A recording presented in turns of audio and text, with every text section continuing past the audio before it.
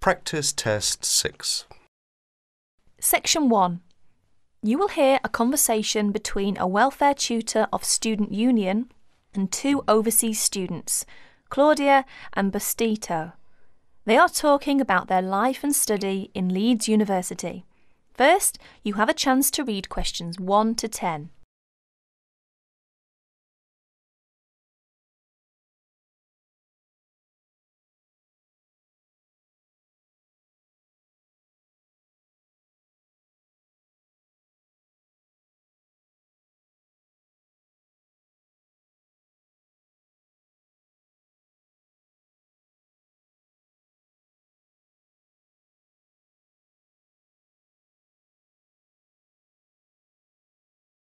Now listen carefully and answer questions 1 to 10.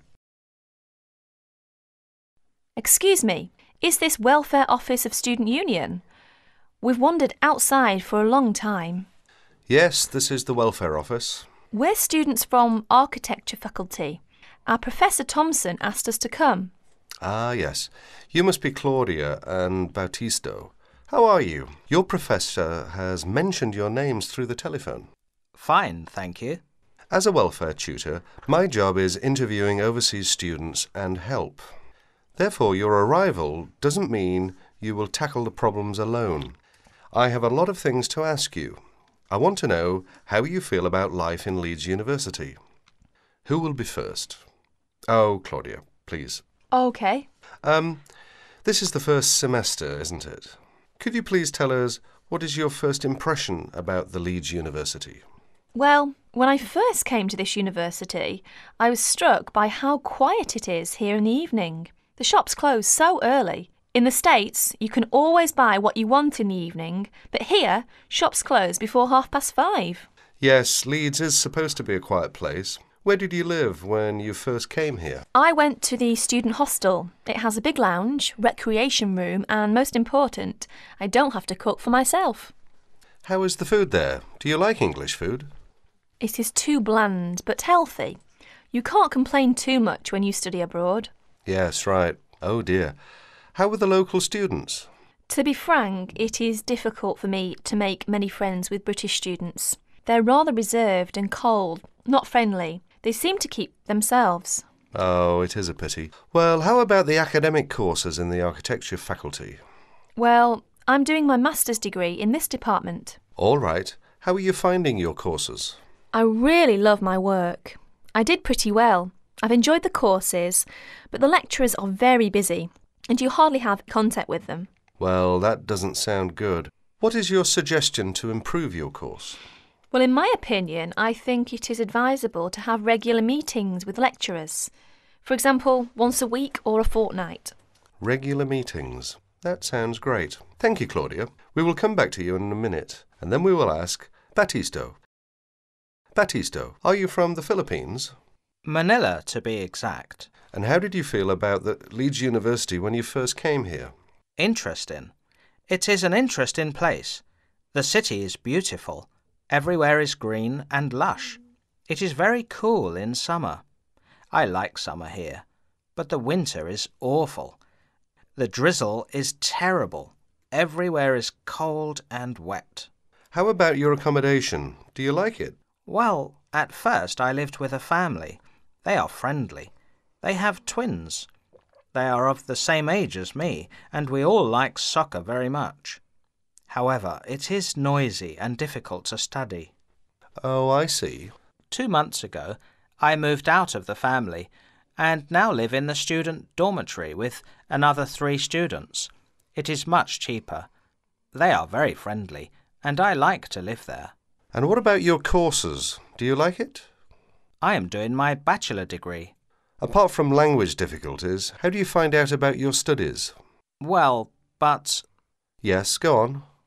The main difficulty for me is that the computer centre closes so early, and it is always busy and crowded. Students are fussy about it. It is very difficult for me to practice my work. You are not the only person in that position, but can you reserve the computer room? No, we cannot, but it would help if we could reserve the computer time.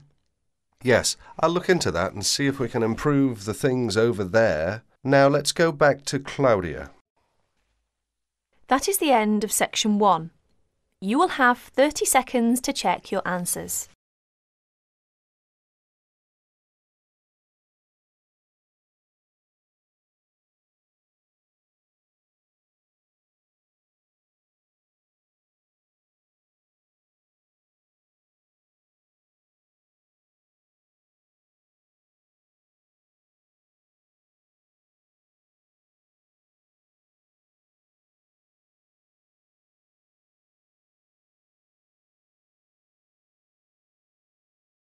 Section 2. Listen to the guided tour commentary and answer questions 11 to 20. You now have some time to read questions 11 to 20 first.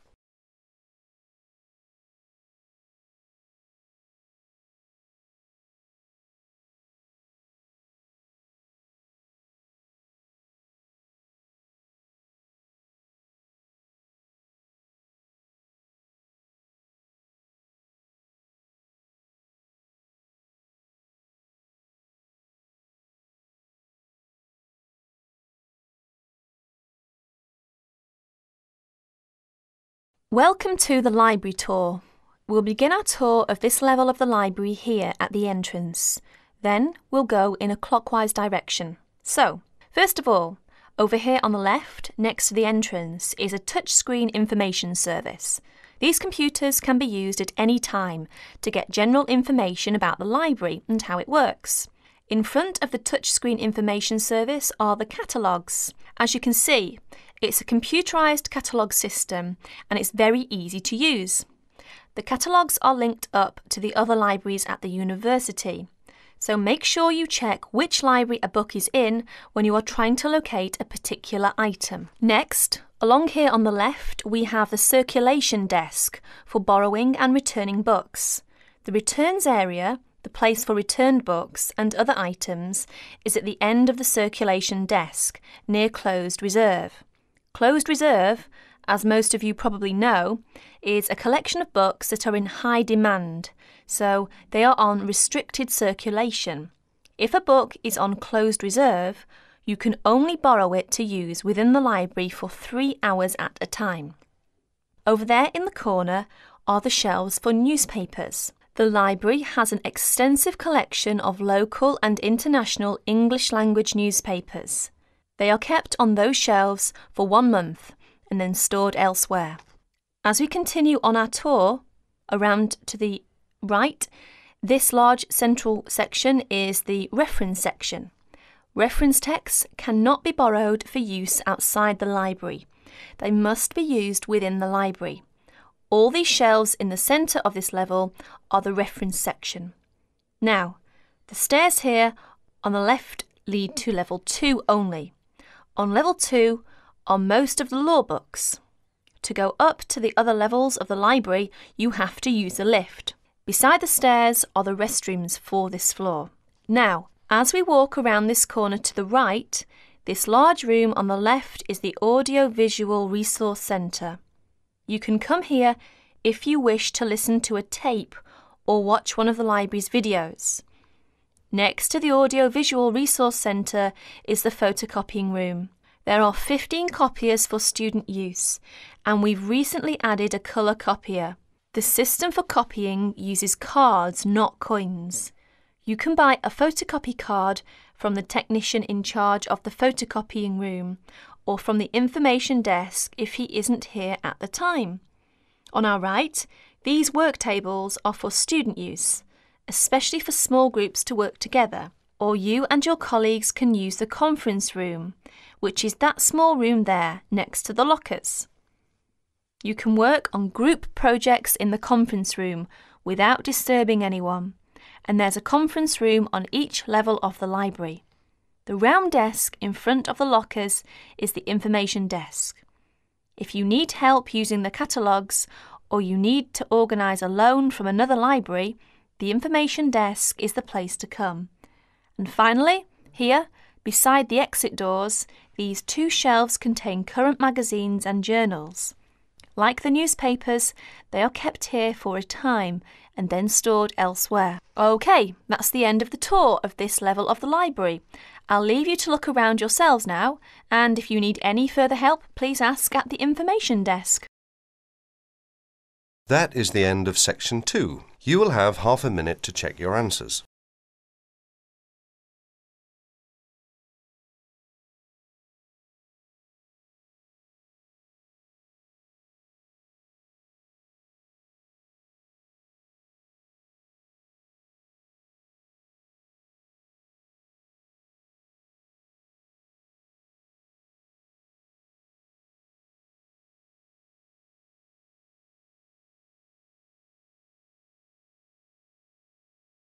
Section 3. Mr. Jackson, who feels that he is physically unfit, is consulting with his doctor about his health condition. Before you listen to their conversation, you have a chance to read questions 21 to 24.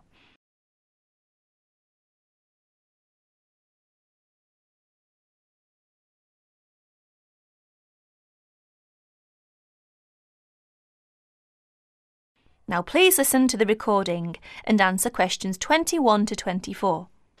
Well, Mr. Jackson, the first and important thing I have to tell you is that there is really nothing seriously wrong with you. Physically, that is. My very thorough re-examination and the analyst's report show that basically you are very fit.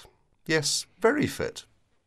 So, why is it, Doctor, that I'm always so nervy, tense, ready to jump on anybody? My wife, children, colleagues. I think your condition has a lot to do with, shall we call it, way of life, habits? Way of life? Habits? Yes. Now tell me, Mr. Jackson, you smoke, don't you? Yes, I'm afraid I do, Doctor. And rather heavily, I imagine. Well, yes. I smoke, about 40, 50 a day, I suppose. You should do your best to stop, you know. Yes, I see. But, it won't be the first time. I've tried to give up smoking several times, but it's no good. You see, 50 a day is overdoing it, you must admit.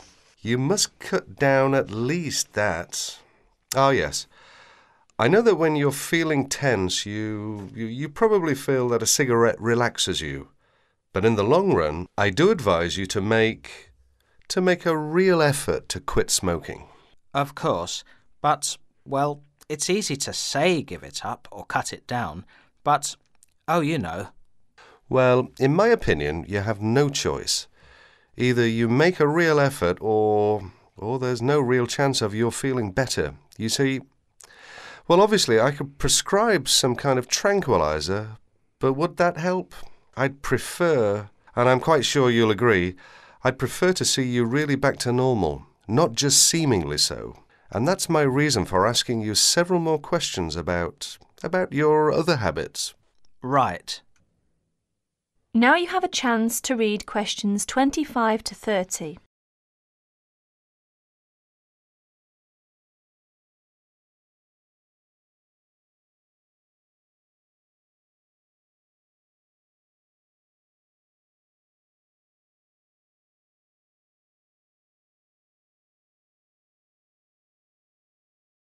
As you listen to more of their conversation, answer questions 25 to 30. Your eating habits, for example. What do you eat normally, during a normal day? Yes, I'm a good eater. Yes, I'd say I'm a good eater. Now let's see. Up at 8 in the morning, and my wife has a good breakfast ready. A good breakfast? The usual. A cereal followed by bacon and eggs with fried bread and perhaps a tomato or two. Then toast and marmalade, all washed down with a couple of cups of tea. Yes, I really enjoy my breakfast. Yes, I can see you do, but I'd advise you to eat rather less. We'll come to that later. Go on. Then lunch. No, first brunch. A cup of coffee and a bun at 11. Lunch has to be quick, because there's so much to do in the office about that time, so I have a pint and a sandwich in the pub. All very hurried. Try to be in less of a hurry. But I make up for it in the evening. I get home at about 7. Dinner's around about 8. Yes, my wife's an excellent cook. Excellent. It's usually some meat dish, and we like spaghetti as a first course. Spaghetti, a meat dish, cheese, sweet. But then, at the end of the day, shall we say, then I begin to feel on edge again. Most evenings after dinner we read or watch TV, but I get this terrible feeling of tension. Well, I'm sorry to have to say this because you obviously enjoy your food, but I really do recommend that you eat less, and secondly, that you eat more healthily. Instead of having that enormous breakfast, for example, try to be content with fruit juice and some cereal. I see, but 11 says right. Well, that's all right, but lunch should be more leisurely. Remember, your health is at stake, not your job. As for dinner, I'd advise you to eat a soup, perhaps, with a salad. A salad followed by some fruit. But my wife's cooking is superb, granted, and she probably enjoys preparing delicious meals for you. If you like, I'll have a word with your wife. No, that won't be necessary. Thanks just the same, Doctor, but no. That is the end of section 3. You now have 30 seconds to check your answers.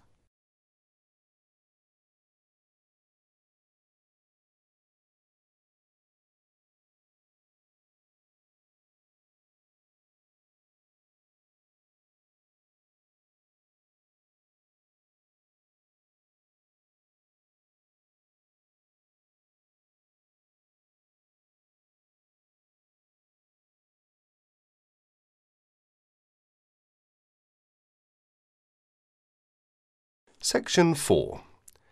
You are going to listen to a student, Liz, giving a seminar presentation on advertising. First, you have some time to look at questions 31 to 40.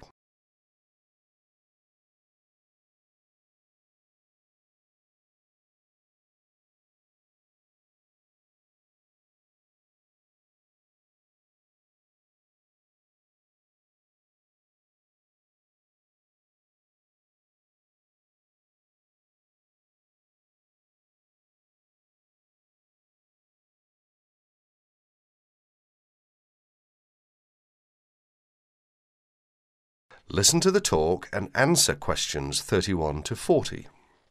Today, Liz is going to give her presentation. Liz? For my presentation, I looked at the different forms of advertising, especially at how women are portrayed by the media. So, Liz, tell us what different forms of advertising you looked at. As you can see from the outline on the screen, I looked at a wide variety of different medias, including billboards, television ads, newspapers and, of course, the internet. Oh yes, I almost forgot. I also looked at films. And what was your main finding? Well, I've brought some samples in to show everyone, which I hope will make it a little clearer. But first of all, I'd like to take a look at this first advert, which is from, believe it or not, a popular women's magazine. Now, even though this is a women's magazine, as you can see, women are portrayed in what we might call a submissive role. That is to say, that they are always the ones doing the housework, going shopping or caring for the baby. In fact, you may notice that most adverts concerned with household products, such as cleaning materials, as well as food and baby items, are generally directed at women. Another thing you may notice about the women is that they are nearly always very slim and beautiful, even middle-aged women. None of them are ever shown to be poorly dressed or to be overweight. So, Liz, how are men normally portrayed in these adverts? Well, if you take a look at the next picture, which is in fact from the same magazine, you will notice that men are seen to be strong, powerful and in charge. They give the image of being in charge, being the ones who make the decisions. And generally, they are dressed either in sports clothes, showing their prowess or fitness, or a business suit, which serves to depict their social status. You mentioned that you also looked at films. Do these same images apply to the movie industry? Yes, they do indeed, and again, I have some images to show you. This time, however, I've arranged the pictures so that you can see clearly the different roles that men and women play in the films. Notice first of all that it is the man who is in charge. He's the one driving a big, luxurious car and constantly contacting the office on his mobile phone. Now, if we look over here to the women, we see she is subservient to the man. She's his secretary, in fact. And if we take a look at her office, we see it's shared by other women and open to the public. In contrast, her boss's office, who is the man of course, has a very large, spacious office all to himself. And if the woman wants to enter, she first has to get his permission. That is to say, she has to first of all knock at the door and wait until he invites her to enter. However, if the man wants to talk to the woman, he simply picks up the phone and requests her attention. Are there any images where women are not shown to be of a lower social status to men? No, there aren't. Well, very few in fact. There are, of course, times when the woman, for example, is playing the part of a scientist, with a man as her assistant. Yet even here, she is not in a position to make decisions. Decisions, in fact, are still made by her boss, who, of course, is a man. In other less extreme conditions, such as we can see here, the woman is playing the role of a housewife and mother, while her husband goes out to work to earn the money. In other words, the man is seen to have more control over the situation than the woman, who has to rely upon her husband for her livelihood. So, how far do you think this reflects real life? That's hard to say because generally women do tend to do more housework and cooking than men. It is generally accepted that women are better able to care for children. But the problem is that we are told through the media that women are not as capable or as strong as men, that women are not as able as men to make important decisions. This, of course, is totally untrue. Many women are at least as capable as men at making decisions, more so in some cases. Are women ever seen in the media to be superior to men? Very rarely, in fact, and when they are seen to be better or faster or stronger than men, they are also seen to be a freak. You know, someone with superhuman powers. In other words, they are not seen to be an ordinary person like you or me. Why do you think that is? It's probably because if people know it's too ridiculous to be true, then they are not going to believe it. This way, it won't harm men's image. So, what's the internet like? In fact, I think the internet is probably the worst of all the media. I don't know why exactly, but I think it's probably because there is little or no control over the internet. Instead, the internet is seen as a type of no man's land, if you like. That is to say, it's not actually owned by one person or one company. Therefore, people are free to put whatever information on the internet they want. So, would you say that information on the internet should be censored? I think there should be some control over the internet because some of the images are dangerous. Dangerous? Yes, indeed. For adults, I guess it's not such a big problem because mature people are able to decide for themselves what to believe and what not to believe. But children are a different matter. They accept information that is presented to them without questioning that information or considering the consequences of believing it. In other words, children believe what they see or what they are told. And how do other people feel about information on the internet? Actually, I carried out a survey to find out other people's opinions. As you can see from this chart, the majority of people over the age of 28 were in favour of restricting the information. It was only people under the age of 20 who really thought that information shouldn't be censored.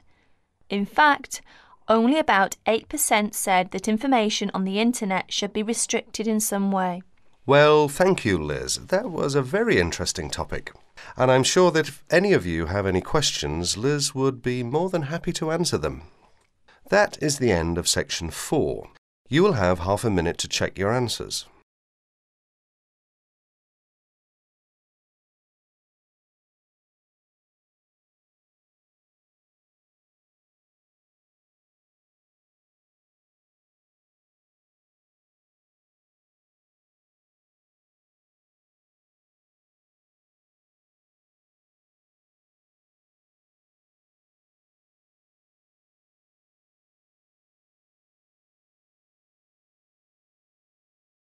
That is the end of practice test 6.